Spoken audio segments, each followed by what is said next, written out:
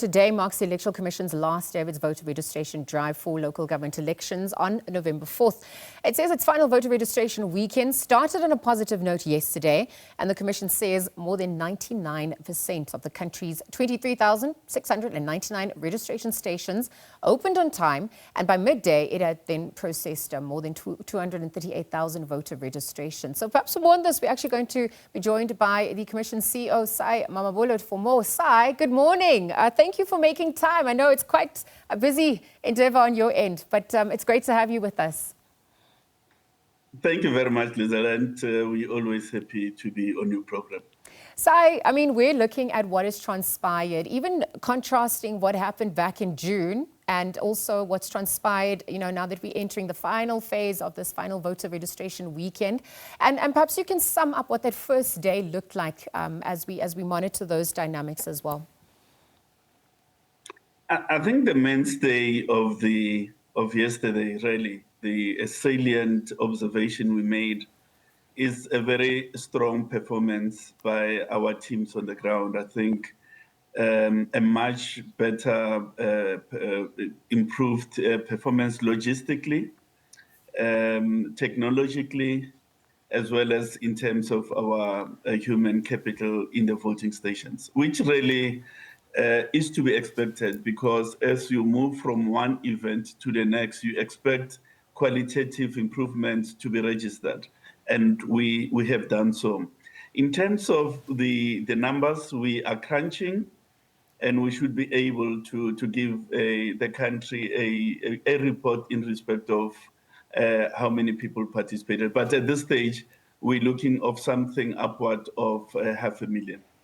Okay, so people are heeding that call there, and we obviously still continue with, that drive because it ends at 5 p.m. today. But I know that the online voter registration platform continues until proclamation. The introduction of this digital platform site, talk to us a little bit more about what it's done to shape the dynamics of the drive this year, and perhaps also as we edge closer to the elections come the 4th of November.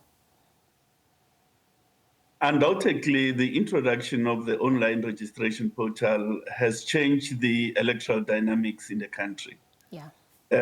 Whereas previously, between two national elections, you'd have a net reduction in the number of voters registered.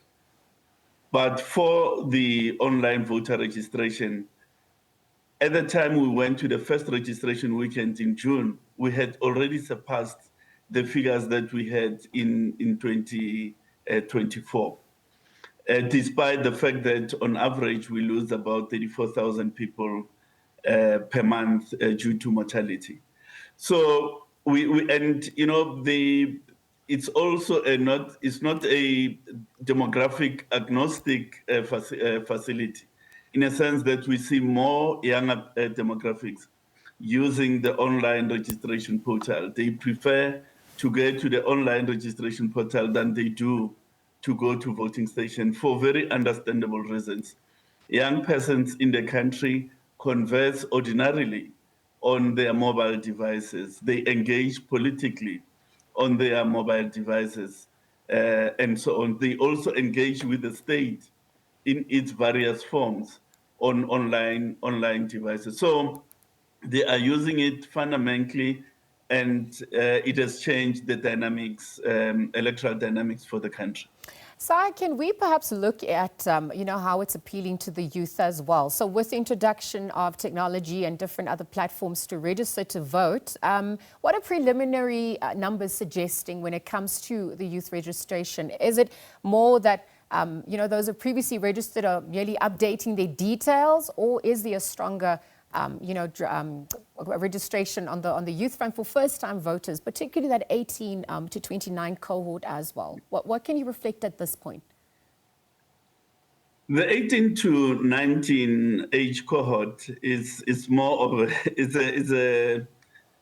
more of an obstinate category to deal with, and because they've not had multiple opportunities to register in comparison with other age demographic.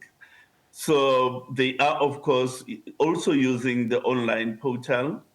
Some of them go to voting station, but the proportion of those who go to stations vis-a-vis those who use the portal is much lower. Most of them, those that register, you go to the online registration portal. The most important thing is that I think we've got to be alive to is the fact that young people, once registered, they tend to participate in higher proportions. So really, the question is getting them on the voters' roll, because once so registered, they then participate in higher proportion in relation to other age categories. Okay, thank you. And this is why the number crunching is so important as well, and how we interpret the data. So thank you for also, speaking to that. Even if we're looking at the responsibility from the IEC, because it's obviously protecting that voters' role as well. So once, the activities conclude today, what are the next steps? I know there's also a briefing that's going to be happening tomorrow. Perhaps you can just tell us how you're going to outline then the next steps as we await more proclamations.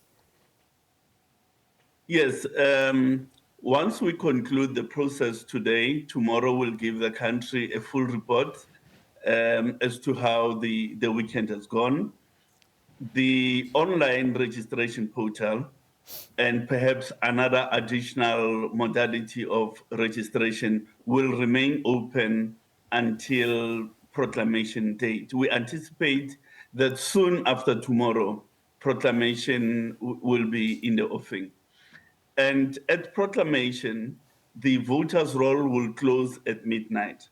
So on the date on which the election date is proclaimed, on that evening, at midnight on that day, the voters' roll closes. The commission will immediately publish an election timetable in terms of which certain cutoff dates and times will be set for the performance of various electoral functions, such as the publication of list of voting stations, the publication of the provisional voters' roll for purposes of inspection, setting out the date for the applications for special votes, as well as the cutoff date for the submission of list of candidates. So the election timetable is going to be, our lodestar is going to be guiding us through the electoral procedures until we get to the 4th of November. Lastly, proclamation will also set on the effective date for the code of conduct, the electoral code of conduct, and importantly, on this occasion, the code of conduct on measures to counter disinformation. There's an additional code that the commission will promulgate in the not too distant future. Okay, that's definitely maintaining the credibility of the voters' role as well. So thank you for speaking to that. I just wonder if we shine a spotlight on, the notion of migration, of urbanization, rapidly growing metros as well, just the accuracy of the data for, people who live in places such as the Gauteng, Eastern Cape, KwaZulu-Natal as well. They arguably have the highest recording activity even on Saturday as well. Just ensuring the accuracy of that as we now obviously build up to the 4th of November. How are you beginning to interpret the data on that front? What do you also caution then or want to tell people in those areas?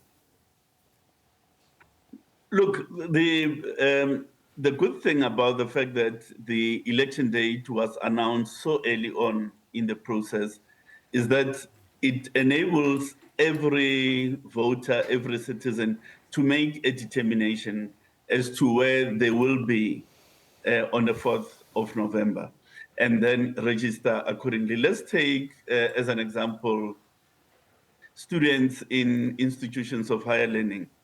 They need to make a determination whether they'll still be on campus on the 4th of November or whether they will be back home. And whichever situation obtains, then to register accordingly. And that's the call that we continue to make that determination early on, register in line with where you're going to be on election day. The idea is not to disadvantage anyone, but to give everybody prior knowledge about the process so as to then align accordingly. Yeah, absolutely. And the awareness campaigns, education is so important. Coalition politics is bringing a whole nother dynamic into the fray because there's proportional representation that one has to understand. And, just how coalition politics are going to be playing out. What are you as the IC also doing now as we then build up to the 4th of November, Sy? Well, the next phase, really, of the electoral program, we are about to seize the registration phase of the electoral program. Now we're getting into an intensive period of operational preparations, and that entails administering the candidate nomination and on whose basis we're going into ballot production. Now, ballot production is a very complex logistical exercise where we will be using 5 or 6 printers throughout the country to ensure that there's secure printing of the ballot paper, that it is packaged in right ballot books, right box, right ward, with the correct labeling and delivered at the right point. Concurrent with that, the training of presiding and deputy presiding officers so that they are well versed with the regulations and the electoral law and be of service to people, be of help to people on the day, ensuring that the voters' roll is printed and distributed accordingly. So the phase we are getting into is more, as I say, an intensive period of logistical preparation. Get up, show up, vote. Sy, your final message, one sentence to all our viewers and the country at large. Our message today is get up, show up at your station, register in the right ward, and vote at the ward at which you are registered come the 4th. Okay, CEO Sy Mamabolo there of the IC joining us here virtually just to perhaps speak about what transpired yesterday. Final voter registration kicked off. Today concludes at 5 p.m.